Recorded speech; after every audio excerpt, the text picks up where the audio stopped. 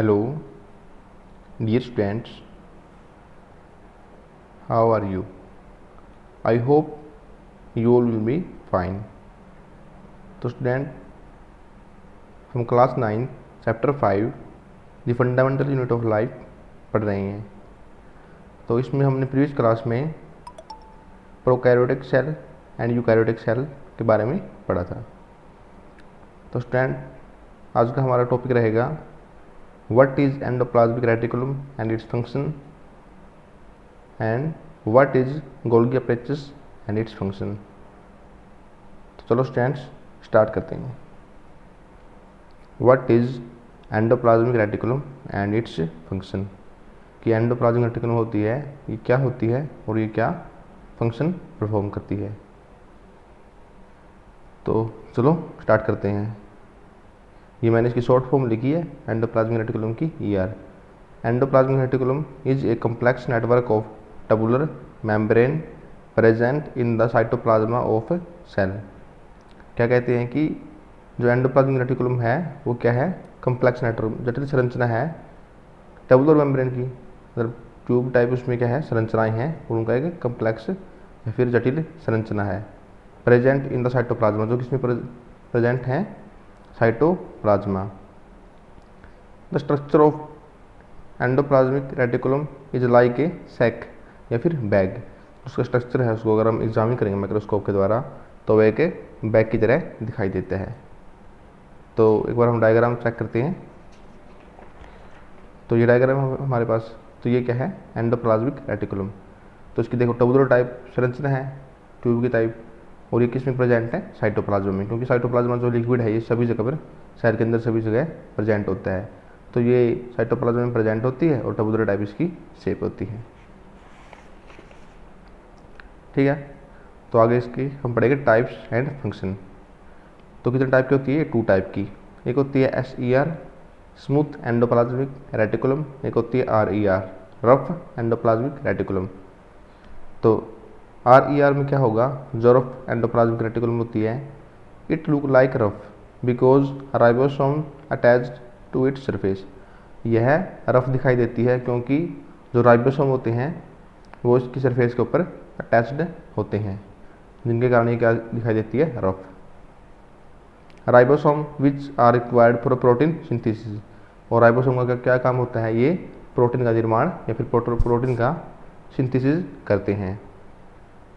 Okay students, आगे हम पढ़ेंगे सेकंड टाइप। जो एंडोप्लाज्मिक रेटिकुलम का सेकंड टाइप है SER smooth endoplasmic reticulum. It become smooth because no ribosome attached to its surface. यह smooth या फिर ये चिकना क्यों है, क्योंकि कोई भी राइबोसोम है जो इसके सरफेस के ऊपर अटैच्ड नहीं है। It helps in manufactured of fat molecules lipids. इसका कार्य क्या होता है, इसके अंदर जो फैट मॉलिक्यूल्स हैं या फिर लिपिड्स हैं वो बनते हैं। Which are important for cell function, जो सेल के कार्यों के लिए बहुत इंपॉर्टेंट होते हैं। तो RER में प्रोटीन का निर्माण होता है, जो रफ एंडोप्लाज्मिक रेटिकुलम है इसमें प्रोटीन का निर्माण होता है, और जो स्मूथ होती है इसमें फैट मॉलिक्यूल्स एंड लिपिड का निर्माण होता है। तो हम अब पढ़ रहे हैं इसके फंक्शन। तो फंक्शन क्या होंगे, it acts as channel for the transport of material between various region of cytoplasm. यह किस तरह कार्य करती है, कि चैनल की तरह कार्य करती है, किस चीज़ के लिए, for the transport of material, कि जो मटेरियल है उसके ट्रांसपोर्ट के लिए, उसको एक स्थान से दूसरे स्थान पर पहुंचाने के लिए, between the region of cytoplasm, cytoplasm का जो रीजन है वहाँ पर।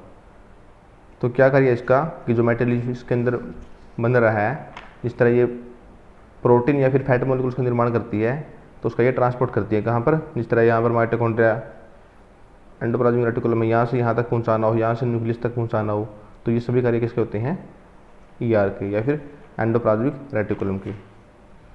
सेकंड फंक्शन क्या है इसका, it is also responsible for synthesis of protein and other material.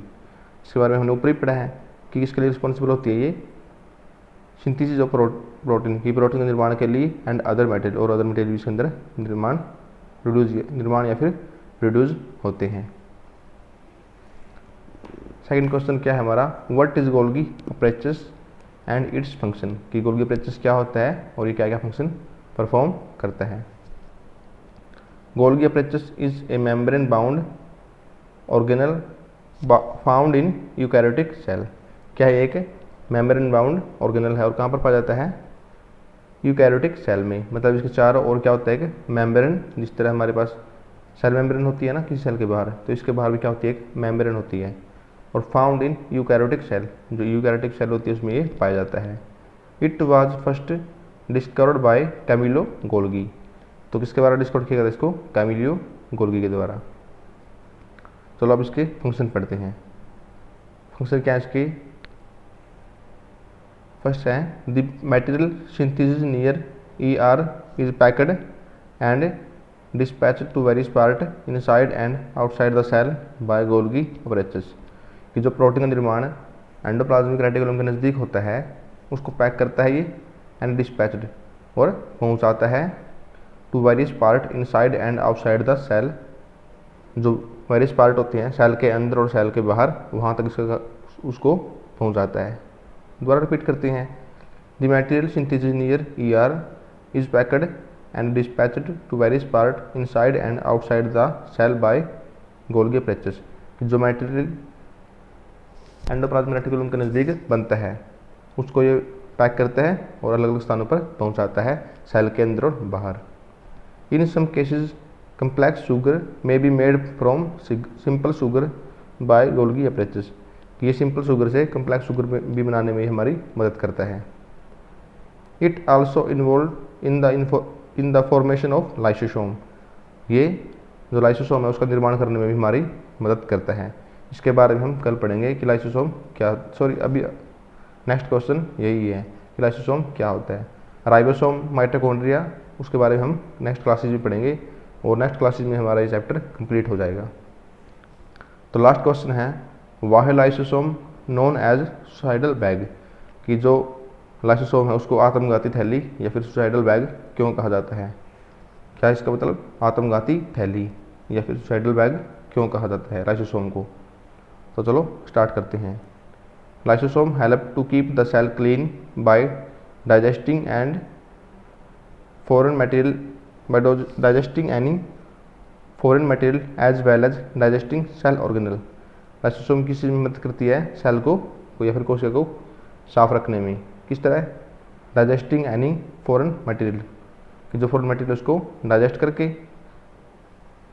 As well as digesting cell organelles, या फिर जो सेल ऑर्गेनल्स हैं जो डैमेज हो जाती हैं, जिस तरह माइटोकॉन्ड्रिया वगैरह या फिर और भी होती हैं, ये ER भी होती है, राइबोसोम होता है, अगर वो डैमेज हो जाती हैं तो वो उनको भी डाइजेस्ट कर जाती है। When any cell get damaged, अगर कोई कोशिका डैमेज हो जाती है या फिर उसमें कोई हानि होती है, लाइसोसोम में ब्रस्ट, लाइसोसोम क्या होता है उसके अंदर होता है, ये तो कोशिका के अंदर ही पाया जाता है लाइसोसोम, ये फट जाता है। And the enzyme digest their own cell, और जो इसके अंदर एंजाइम होते हैं वो अपने ही सेल को खा जाते हैं। So lysosomes are also known as suicidal bag, इसी कारण जो लाइसोसोम है उसको हम क्या बोलते हैं, सुसाइडल बैग बोलते हैं या फिर आत्मघाती थैली बोलते हैं। तो okay, thank you class. Channel को ज़्यादा से ज़्यादा लाइक करें, सब्सक्राइब करें, शेयर करें। Thank you all of you.